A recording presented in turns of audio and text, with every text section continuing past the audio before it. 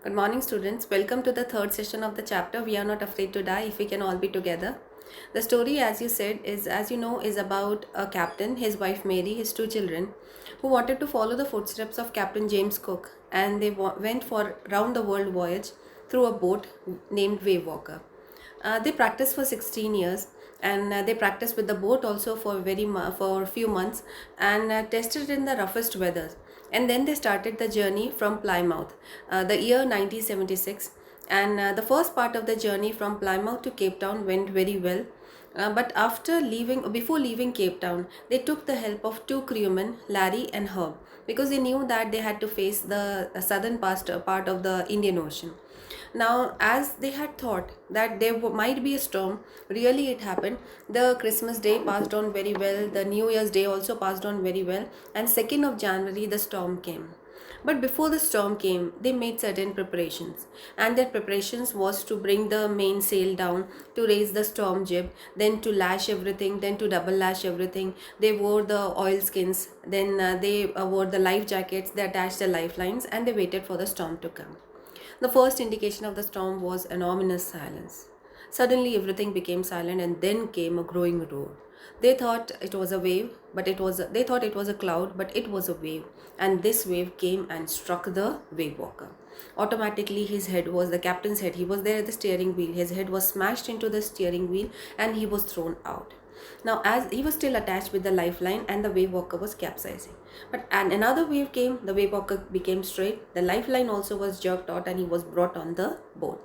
But as the boat kept on moving, he also kept on rolling and striking the sides of the boat. And every time he did so, his ribs cracked, his mouth was full with broken teeth and blood, and this was his condition. Still, he kept the steering wheel in his hand and waited for somebody to come. Mary came and he went down. And as he went down, the first thing that he did was to make sure that his children were okay. Sue had bumped her head against the side of the boat, and her head was swollen, but she did not report it to the father. She said that it is hurting a bit. So he quickly went and saw the damage and found that the starboard side, the right part of the ship, had opened. And from there, a big hole was made and the water was coming inside. Now he had to make certain repairs. So he took with the help of canvas, screws, and hammer, he made a temporary hatch cover. And because of that, the water was deflected on the other side. And then what happened was Larry and Herb continuously kept on pumping. And as they kept on pumping, they found that the hand pumps got blocked because there were many things floating around, and at the same time the electric pump short circuited. He went on the deck to find some spare hand pumps, but he found that the hand pumps, the dinghies, that's the lifeboats, then the forestay sail, the anchor, all of them had been thrown outside overboard. Then he remembered they had one more electric pump. He connected it, and thankfully it worked. And they were not getting any replies to their mayday calls. Mayday calls are the international distress signals that you send to people around that we are in some problem and you can come and save us. But they were getting no reply to their mayday calls. And now Sue told them that she had a deep cut on her arm. Now, when the captain asked why you did not tell me earlier, she said that I did not want to trouble you when you were trying to save us. Now, this is what happened on January 2. Now, let us study what happened on January 3. So let's begin the last paragraph. By morning on January 3, the pumps had the water level sufficiently under control for us to take 2 hours rest in rotation. They were taking 2 hours rest, and that too in rotation. But we still had a tremendous leak somewhere below the water line, and on checking I found that nearly all the boat's main rib frames were smashed down to the keel. Now what happens is, students, if a boat is made, there is a long plank which is there, then they attach similar planks like that. Then they attach planks horizontally, like if we say vertically and then horizontally. So he found that the bottom of the boat is with the major main rib frame, that also had got damaged, and there was nothing holding up a whole section of the starboard hull except a few cupboard partitions. It was only because of the cupboard partition that the starboard side was kept intact. Otherwise, any time it could break and the water could enter and they would sink. Then we had survived for 15 hours since the wave hit. So if I say the wave walker was a sturdy boat, yes. Okay, then since the wave hit, but wave walker wouldn't hold together long enough for us to reach Australia. I checked our charts and calculated that there were two small islands a few hundred kilometers to the east. Students, if you have an idea of the particular map, you'll find that Cape Town is here and Australia is here, and they were there in the southern Indian Ocean somewhere here. They could not reach Australia, they could not turn back to Cape Town. They were searching for two small islands, and they were too small, and it's sea. To find these islands in the sea was another very difficult task. Then, one of them, Isle Amsterdam, was a French scientific base. Our only hope was to reach these pinpricks in the vast ocean. It's like searching a pin. A pin has got a prick on the top, like a pinprick. It's very small, and you were searching for that pinprick in the vast ocean. So it was very tough then. But unless the wind and seas abated, their speed reduced. Okay, unless and the wind and the seas abated, so we could hoist sail, our chances would be slim indeed. The great wave had put our auxiliary engine out of action. We say no, problems come together. All the main dinghies and everything had been thrown out, and now he found that the auxiliary engine also had been thrown out. So this is what happened on January 3. If you are asked what happened on January 3, they took 2 hours in rotation, continuously kept on pumping the water, they kept on working on the mayday calls, then they were searching for 2 islands, and that acted like a pinprick in the vast ocean. Their auxiliary engine was out of action. This happened on January 3. Now what happened on January 4? Okay, now let's see. On January 4, after 36 hours of continuous pumping, we reached the last few centimeters of water. Water had come inside. Now only they had pumped the water out, only a few centimeters of water was left in the boat now. Now we had only to keep pace with the water still coming in. We could not set any sail on the main mast. Pressure on the rigging would simply pull the damaged section of the hull apart. Students, this you can understand. See, if we say this is the boat here in this case, and here is where the main mast is, and the attached sail, this sail will be attached to both the sides, and one side has already become weak. Then in that case, if they hoist the sail, this will put pressure on both the sides. So this might happen that this might tear apart. So they could not hoist the main sail. Then pressure on the rigging would simply pull the damaged section of the hull apart. So we hoisted the storm jib and headed for where I thought the 2 islands were. Mary found some corned beef and cracker biscuits, and we ate our first meal in almost 2 days. Just understand, 2 days, 48 hours. After that, they had their first meal. They were only trying to save themselves. But our relaxation. But our respite was short-lived. At 4 p.m., black clouds began building up behind us. Within the hour, the wind was back to 40 knots and the seas were getting higher. Students, another storm was building up. Already wave walker is damaged. Now, if the storm comes, it will be very tough that this boat will be able to bear this storm. And the storm came on January 5. Just now we are studying January 4. The weather continued to deteriorate throughout the night, and by dawn on January 5, our situation was again desperate. It was very bad. Then, when I went in to comfort the children, John asked, "Daddy, are we going to die?" I tried to assure him. What words a father can tell when the child is asking, "Are we going to die?" The father has got no words to say. I tried to assure him that we could make it. "But Daddy," he went on, "we aren't afraid of dying if we can all be together." This is the title of the chapter. A thing told by a 6-year-old boy, and he says, "I'm not afraid of death, provided we all die together. You and Mummy, you and I." Okay? I could find no words with which to respond, but I left the children's cabin determined to fight the sea. Students, don't you think so? His words were a motivation to the father. I'll not let my children die. And then he came out with a determination. Then I tried to assure him that we could make it, but I could find no words with which to respond, but I left the children's cabin determined to fight the sea with everything I had. To protect the weakened starboard side, I decided to heave to with undamaged port hull facing the oncoming waves, using an impoverished sea anchor of heavy nylon ropes and two 22-liter plastic barrels of paraffin. They carry paraffin with them, and paraffin was in barrels, and they were of 22 liters. That means they were heavy, and he used this as an anchor, and he used this and nylon ropes to at least this particular weakened side would become a little bit strong. This is what what he did. Then, that evening, Mary and I sat together holding hands as the motion of the ship brought more and more water in through the broken planks. We both felt the end was very near. But Wave Walker rode out the storm, and by the morning of January 6, with the wind easing, I tried to get a reading on the sextant. Sextant is an instrument which measures the angular distance between the objects. So because of this, he was trying that if he gets a reading, he might be able to find out where the islands were. Because now it was very tough for them to find exactly where were these two islands. So this happened on January 6th now. Okay.